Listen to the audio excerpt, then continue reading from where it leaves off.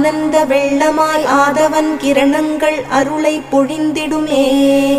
வைகரை வேளையில் வடிவேலன் பொற்பாதம் அழைத்திடுமே.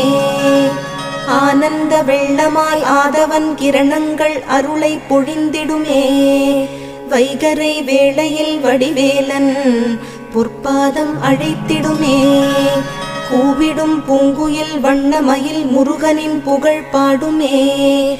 திருப்பள்ளி எழுந்தருள்வாய் சிரகிரி வேலவா திருமுருகா. பொழுது புலர்ந்தது பொற்கோழி கூவிற்று செங்கதிர் வேலவனே. சேவலும் மயிலும் உடைய சென்னிமலையானே